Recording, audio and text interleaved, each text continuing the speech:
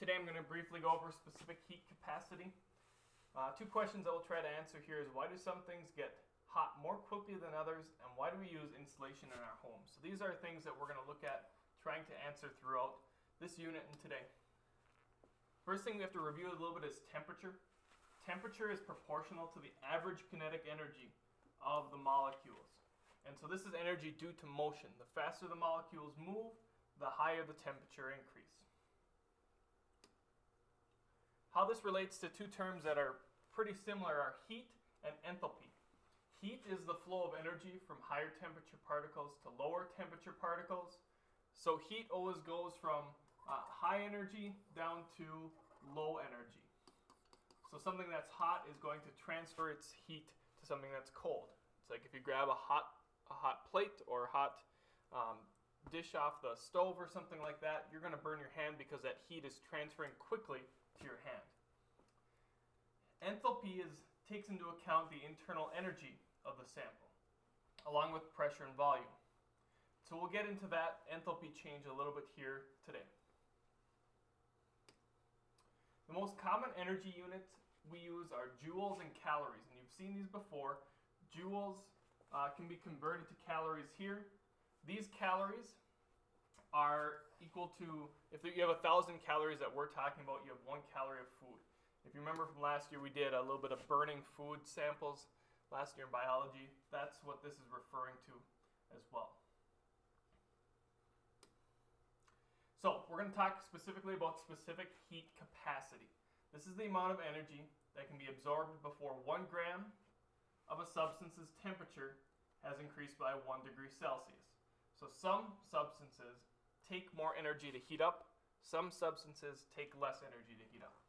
The CP, or the specific heat of water, is 4.1 joules per gram Celsius, or 1.0 calories per gram Celsius. Those are two terms that two variables you're going to need to keep in the top of your mind because we're going to use them a lot. I won't ask you to memorize them for the test. You'll be able to look those up for the test. So heat capacity, here's a comparison of high heat capacity objects versus low heat capacity. High ones take a large amount of energy to change temperature. They heat up slowly, they cool down slowly, they maintain temperature better. Generally, pretty good insulators. Low heat capacity things heat up quickly, they cool down quickly, and they readjust to new conditions pretty quickly. So very little energy is needed to change low heat capacity, lots of energy here.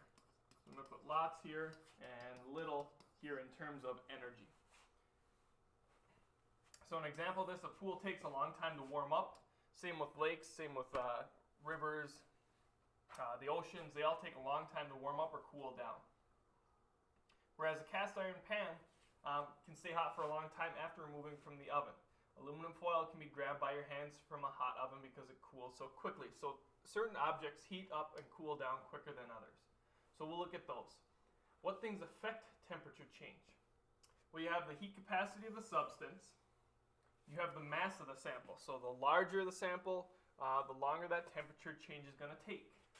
Okay, so we have delta H here, which is the energy added or removed. So that's the energy needed to change our substance.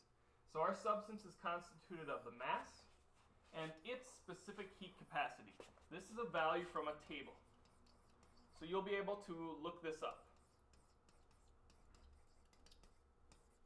In lab, we will know this, and this, and we'll solve for the specific heat capacity of some metals. Now, delta T is change in temperature. This is just temperature final minus temperature initial. That concludes this part of it. The second video actually shows some examples of how to use that equation.